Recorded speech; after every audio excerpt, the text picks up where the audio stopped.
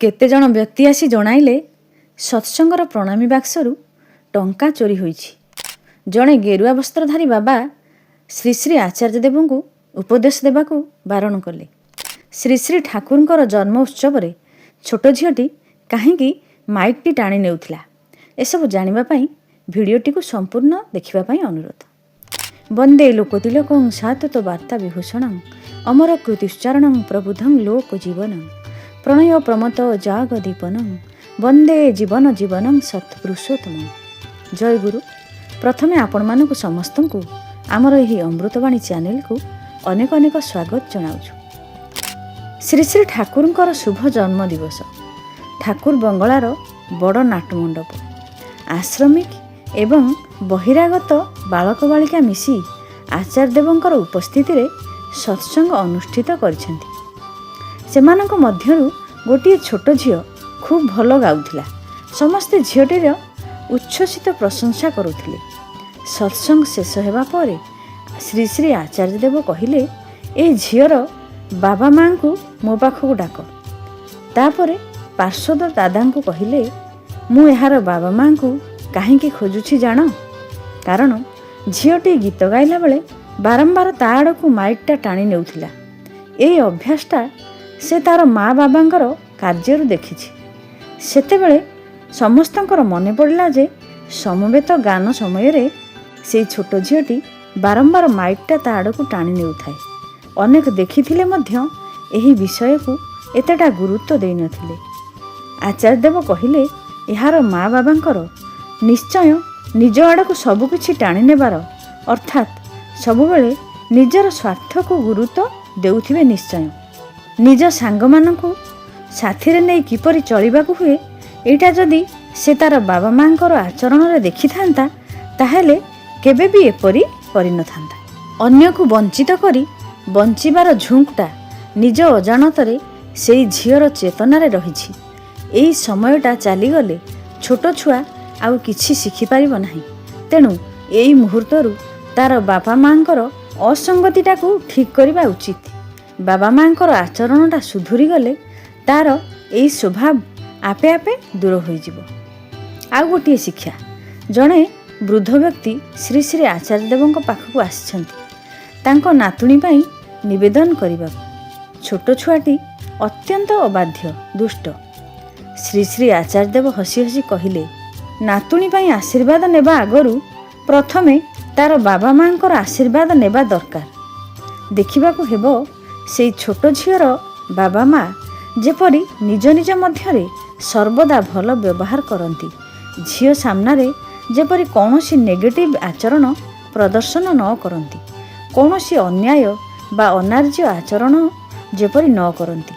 ସେମାନେ ଯେପରି ଆଚରଣ କରିବେ ପିଲାଟି ସେହି ଆଚରଣକୁ ଅନୁକରଣ କରିବ ନିଶ୍ଚୟ। ତା ନହେଲେ ତାକୁ ପରିବର୍ତ୍ତନ କରିବାଟା କଷ୍ଟସାଧ୍ୟ ହୋଇପଡ଼ିବ। ପରମ ପୂଜ୍ୟପାଦ ଶ୍ରୀ ଶ୍ରୀ ଆଚାର୍ଯ୍ୟ ଦେବ ଆଉ ଗୋଟିଏ କଥା କହିଲେ, ସାରା ପୃଥିବୀରେ ବର୍ତ୍ତମାନ ଛୋଟ ପିଲାଠାରୁ ବୟସ୍କ ପର୍ଯ୍ୟନ୍ତ ସମସ୍ତେ ମୋବାଇଲ ସହିତ ବହୁ ଭାବରେ ଆକ୍ୱେଣ୍ଟେଡ୍ ହେଉଛନ୍ତି। ଡକ୍ଟର ସପନ ବିଶ୍ୱାସ ଲେଖିଛନ୍ତି, ଏକ ଅତ୍ୟନ୍ତ ଗୁରୁତ୍ୱପୂର୍ଣ୍ଣ ଅବସ୍ଥା ଆସି ପହଞ୍ଚିଛି। ମୋବାଇଲ ବହୁତ ସମୟ ଦେଖିବା ଦ୍ୱାରା ନାନାବିଧ ସ୍ନାୟୁଗତ ରୋଗ ଆଉ ହୃଦଯନ୍ତ୍ର ଜନିତ ଅନେକ ରୋଗରେ ଆକ୍ରାନ୍ତ ହେଉଛନ୍ତି ଲୋକମାନେ। ମା ବାପା ତଥା ପରିବାରର ଅନ୍ୟାନ୍ୟ ସଦସ୍ୟମାନଙ୍କ ମଧ୍ୟରେ ସହଜ ସମନ୍ୱୟ, ପ୍ରୀତି ଦରଦ ସମ୍ପର୍କ କ୍ରମେ କ୍ରମେ ଧ୍ୱଂସ ହେବାକୁ ବସିଛି। କ୍ରମେ କ୍ରମେ ବ୍ୟକ୍ତିଗତ, ପାରିବାରିକ ଓ ସାମାଜିକ ସମସ୍ୟାରୁ ଆରମ୍ଭ ହୋଇ ରାଷ୍ଟ୍ରୀୟ ଅନ୍ତରାଷ୍ଟ୍ରୀୟ ସ୍ତରରେ ସ୍ୱାସ୍ଥ୍ୟଗତ ଓ ଅର୍ଥନୀତିଗତ ଭୟାବହ ପ୍ରତିକୂଳ ଅବସ୍ଥା ଏହି ମୋବାଇଲ ପାଇଁ ସୃଷ୍ଟି ହୋଇ ଚାଲିଛି।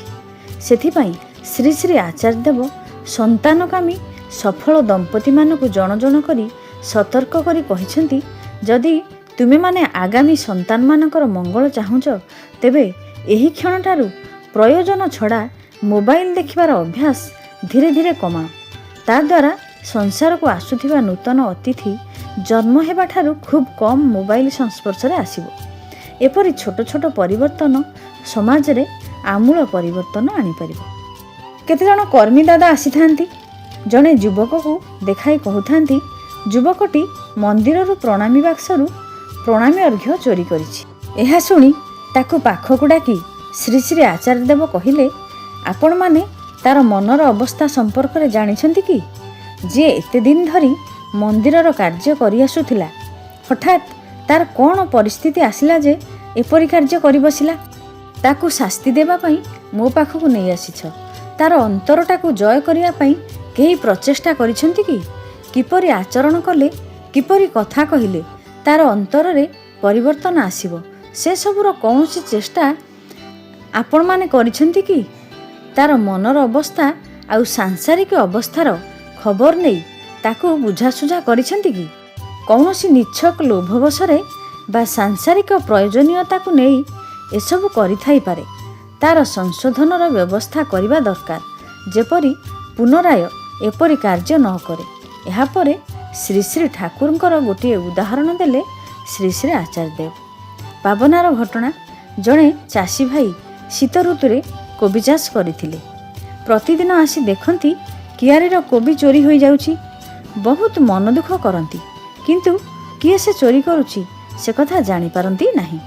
ଦିନେ ଗୋଟିଏ ବୁଦ୍ଧି କରି କୋବି କିଆରୀ ପାଖରେ ଥିବା ବୁଦାମୂଳରେ ଲୁଚି ରହିଲେ। ଚୋରଟି ପ୍ରତିଦିନ ପରି ଯେତେବେଳେ ଆସିଲା ଚୋରି କରିବାକୁ, ତାକୁ ଧରି ଶ୍ରୀ ଶ୍ରୀ ଠାକୁରଙ୍କ ପାଖକୁ ନେଇ ଆସିଲେ ବିଚାର ପାଇଁ। ଠାକୁର ତାଙ୍କୁ କ'ଣ କହିଲେ ଜାଣନ୍ତି? ଶ୍ରୀ ଶ୍ରୀ ଠାକୁର କହିଲେ, ତୁ ମଝିରେ ମଝିରେ ତା ଘରେ ଗୋଟେ ଦୁଇଟା କୋବି ଦେଇ ଆସିବୁ, ତାହେଲେ ସେ ଆଉ ଚୋରି କରିବନି। ତୋର ଏଇ କୋବିର ଦାମ କେତେ ହେବ? 5 କି 10 ପଇସା ହେବ। ତାହେଲେ ଦେଖ, 2 ଦିଗକୁ ହେଲା।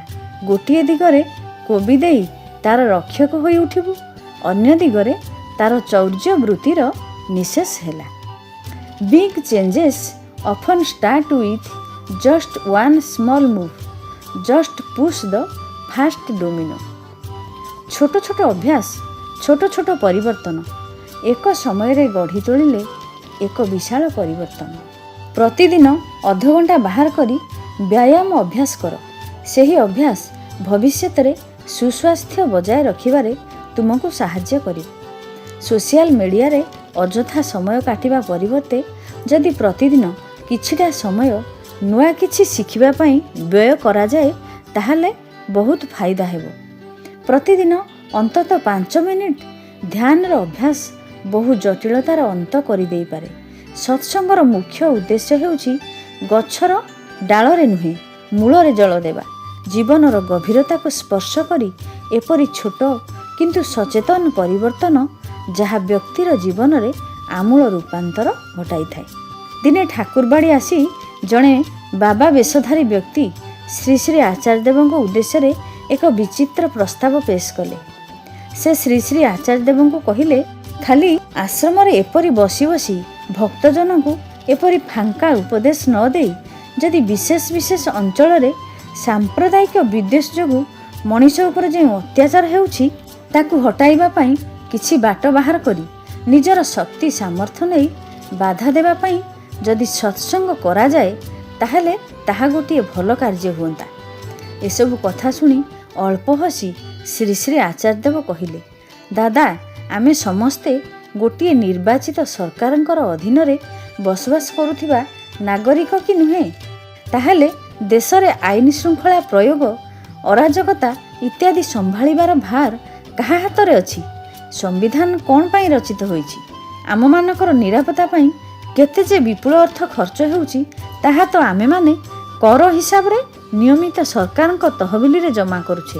ତାହେଲେ ସରକାର ଓ ସମ୍ବିଧାନକୁ ଅମାନ୍ୟ କରି ଗୋଟିଏ ପ୍ରକାର ଜନତା ସଂଗଠନ ତିଆରି କଲେ ଗୋଟିଏ ବିଶୃଙ୍ଖଳା ସହିତ ଆଉ ଗୋଟିଏ ଅଶାନ୍ତି ଯୋଡ଼ି ହୋଇଯିବ।